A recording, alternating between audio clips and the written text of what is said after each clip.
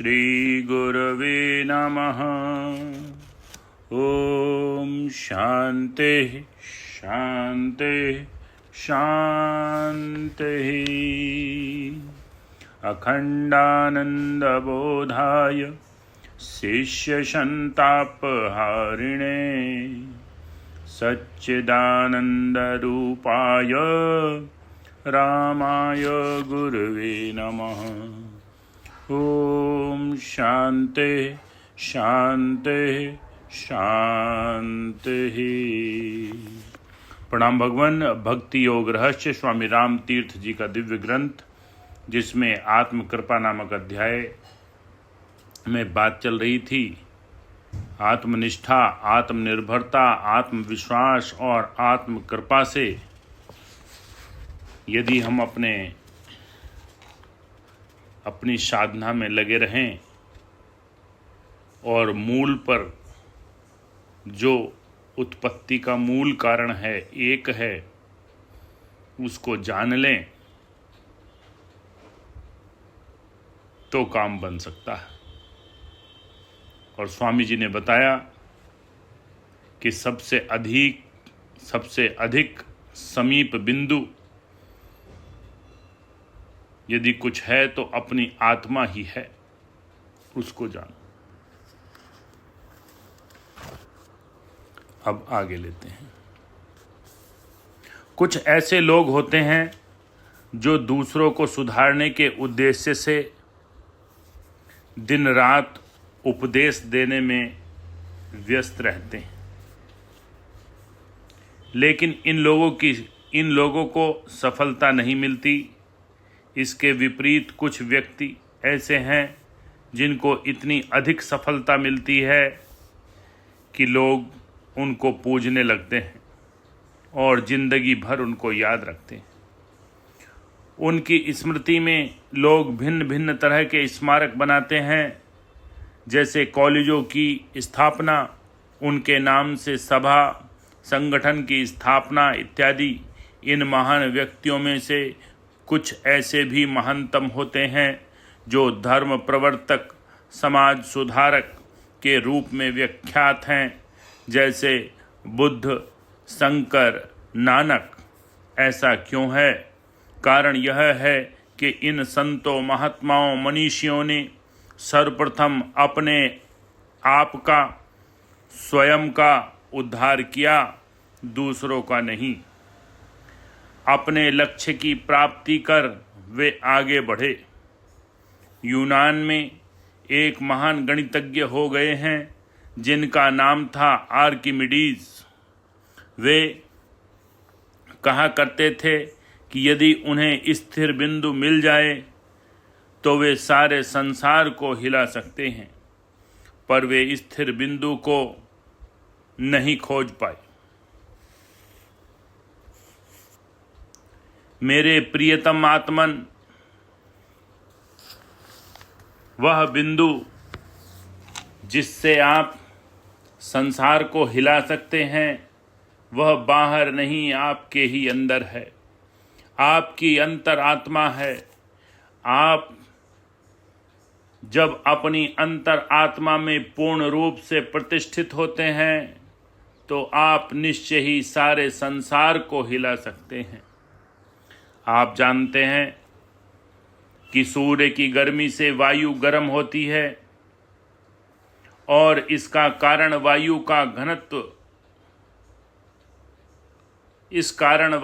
घनत्व कम हो जाता है। उस समय जब वह हल्की हो जाती है तथा ऊपर उठने लगती है तो उससे रिक्तता पैदा होती है।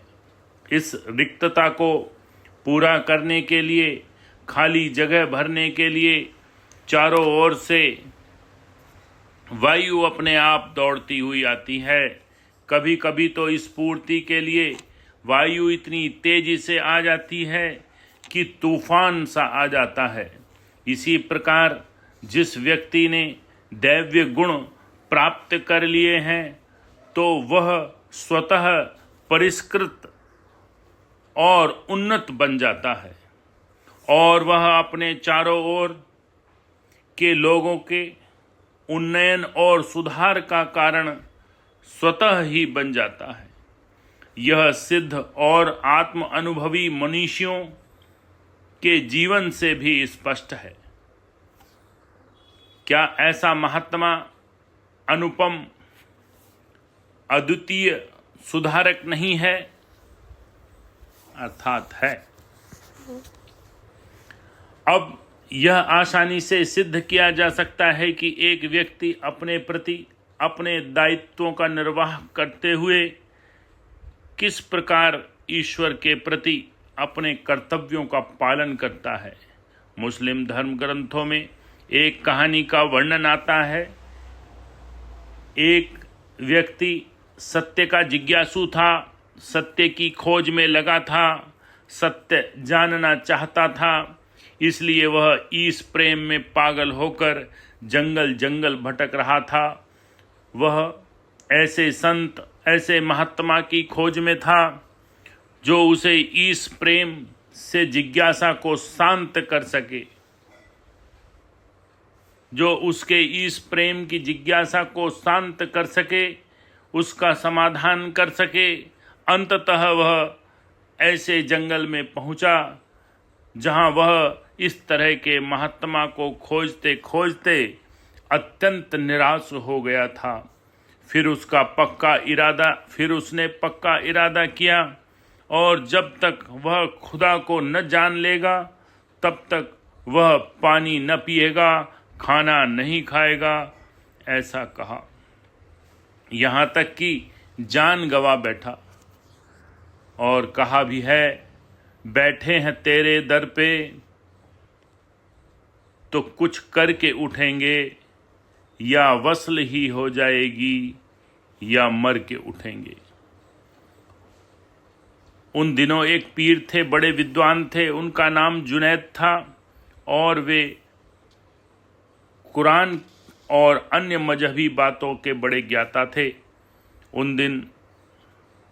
उस दिन हजरत जुनैद घोड़े पर बैठकर घूमने निकले थे। सोचा घोड़ा प्यासा है, इसलिए उसे दजला नदी में पानी पिलाने के लिए ले जाने लगे और घोड़ा आगे बढ़ने का नाम ही नहीं लेता। घोड़ा अड़ गया। आगे आने की बात तो दूर रही, दजला का फासला अभी काफ़ी था। हजरत ने सोचा कि घोड़ा आगे नहीं जा रहा है, इसमें भी कोई नेक नियति छिपी होगी। इसलिए मानो घोड़े को वह यह सुनाते हुए कहने लगे, चल जहाँ तुझे चलना हो चल, मैं तुझे न हाकूंगा न रोकूंगा। सारी जगह खुदा का ही मुल्क है, जहाँ भी तू जाएगा वहाँ भी खुदा का मुल्क होगा। मैं क्यों परेशान हूँ। अब घोड़ा अपनी इच्छा से बेलगाम दौड़ने लगा। दौड़ते दौड़ते जंगल उस जगह जा रुका जहाँ खुदा का वह बंदा खुदा को जानने के लिए सत्य की खोज में भूखे प्यासे और मरने के लिए लेटा था। उसे देखकर हजरत जुनैद अपने घोड़े से उतरकर उससे पूछा कि जंगल में अकेले इस प्रकार क्यों लेटा है। उस जिज्ञासु ने जुनैद को न जानते हुए उससे अपनी बात कही, मरने तक का इरादा बताया। हजरत जुनैद ने उसके सभी प्रश्नों का उत्तर दिया और भली भांति उसे संतुष्ट कर दिया। वह व्यक्ति उस समय बहुत खुश था। जब जुनैद जाने लगे तो उन्होंने उस जिज्ञासु से कहा, यदि अभी भी तुम्हारी कोई जिज्ञासा बाकी हो तो उससे शंका समाधान के लिए तुम बगदाद आ सकते हो। मेरा नाम जुनैद है, वहाँ किसी भी आदमी से पूछ लेना, वह मेरे घर का पता देगा। उस जिज्ञासु ने उत्तर दिया, मेहरबान, क्या मैं इस बार आपको बुलाने गया था?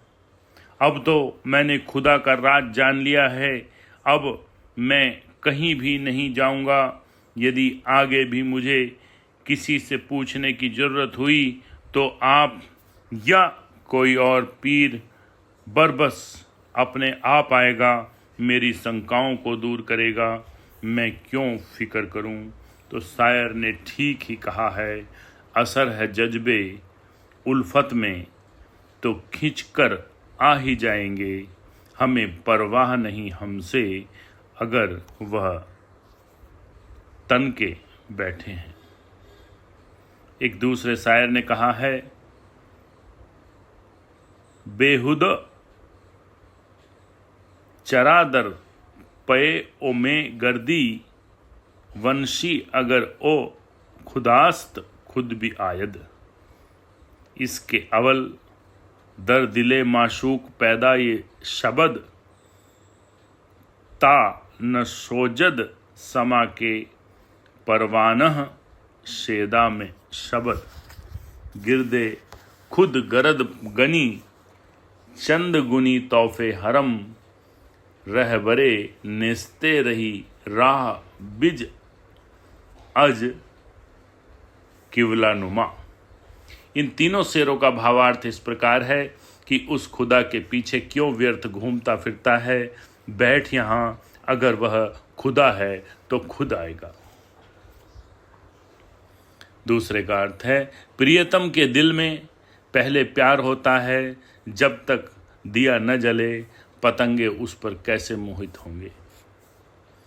तीसरे का अर्थ है, ए गनी अर्थात ए कवि, अपनी आत्मा पर केंद्रित हो, तू कब तक कावे का चक्कर काटता रहेगा, उसके चारों ओर घूमता फिरेगा। खुदा के रास्ते में तुम्हारी अपनी आंतरिक आत्मा से बढ़कर दूसरा कोई पथ प्रदर्शक नहीं है। ये है आत्म कृपा। ओम शांति शांति शांति।